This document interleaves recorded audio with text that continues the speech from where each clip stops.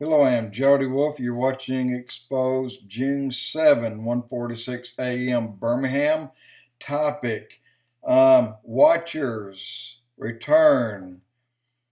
And I'm going to give you some numbers here that are striking, and I'm kind of unnerved about it because there's too many things here that we already know of, but we didn't know what they meant. But this may put some of that together. And some interesting information is about the Mount Hermon location. Is the initial location where the sons of God came from heaven and touched ground. And then the incursion that they came down to the daughters of men and had sex and put out babies, and they were Nephilim. Well, they came down on Mount Hermon, and the Paris Meridion, and then the nautical miles from there, and the nautical miles to the equator. Wow, 2012. Either way, this is at 33.3 degrees north and then 33.3 degrees east of the Paris median or meridian, and then of the equator. Either way, nautical miles is 2012. Interesting. So let's go into the Roswell connection. And David Flynn, he's the one that put these things together. He came up with the very same thing. And what's ironic is anyway, I got on Google Earth and I drew a line from Roswell to Equator as a crow flies, nautical miles. Guess what? 2012. The very same reading at 33.3 degrees is Mount Hermon. And I don't know this for a fact, but I have heard that if you poke a rod through Mount Hermon at 33.3 degrees and come out at 33.3, it'll come out in Roswell. There's supposed to be an alignment there. But 2012 nautical miles both ways in both locations. Now, the early calendars by the Mayans and by the Native American Indians, and then by those over all around Egypt and in China and in Russia, all their calendars that they found from of old ended on December 21, 2012. Wow, it just matches up right there on the money. And that's not all. What about the Freemasons? There's a 33 degree or 33rd Freemason there. People say, no, that ends at 32. Well, it doesn't end at 32. There's a 33rd Mason.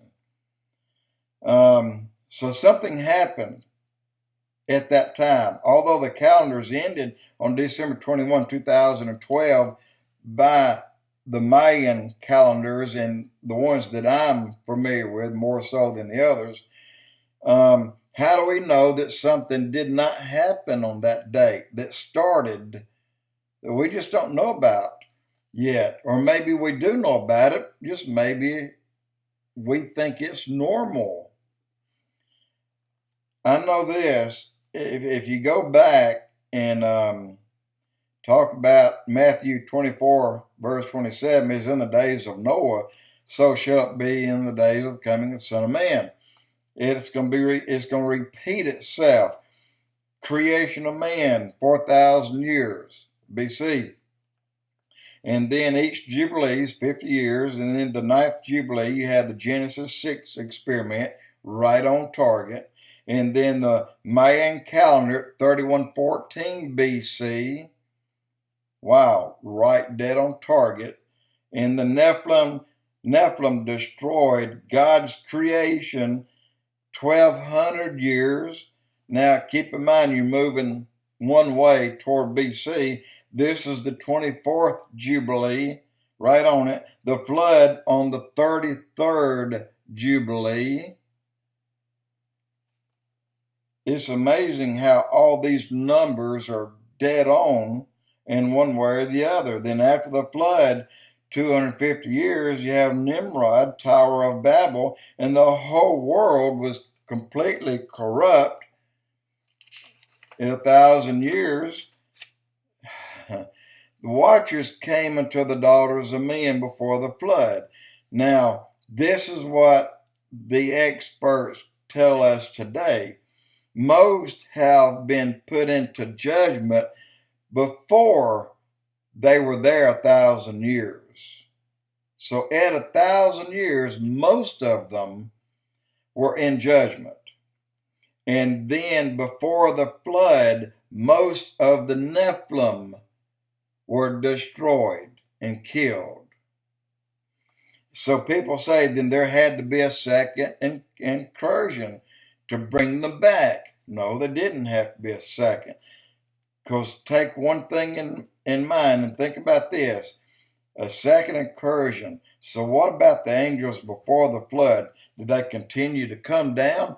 Now, would you come down after such a severe punishment by God? 200 angels that landed on Mount Hermon in the days of Jared received an extremely severe punishment. God did not spare the angels when they had sinned, but hurled them down to Tartarus. This is the third hell, and consigned them I can't read my writing again, to consign them to the cover of darkness. In other words, they're in the third hell in complete darkness. In fact, they're in little caves of darkness, and keeping them there in readiness for the judgment on 2 Peter 2, verse 4. And the angels that kept not the first estate, but left their own habitation, he hath reserved in everlasting chains under darkness, and unto the judgment of the great day on Jude 1:6. And when the angels are in Tartarus, is also known as the prison of the gods. The Titans were overthrown by the Olympians, and we know that by reading the Bible. Biblically speaking, it is the person of the watchers, a very scary, very bad, is a prison, I'm sorry, the watchers, a very scary, very bad place. And the upper levels, for example, the top level, Abraham's bosom. It's a good level, but it's still called hell. And then you have the second level. The second level is where the rich man went. Remember, he called out to Abraham just for a drop of water. Just for a drop of water. And Abraham said, I can't cross this gulf between you and I can't get to you. So they can see each other and talk to each other, but there's a barrier there that God put between the two. But then the ones in the caves and the darkness in the third hell, they don't even talk to each other. They're in blackness, and they're reserved for when they'll be judged at the great white throne judgment. In fact, I want to end this because I'm running out of time. You personally, if you get to heaven, you personally will judge the angels. And I have to say this, I have to give my angel a bunch of good marks because my butt should have been gone a bunch of times. I have flipped a tractor off a hill with me on it twice. Anyway, let me end it, and I'll pick up where I left off. Jody Wolf Expoz.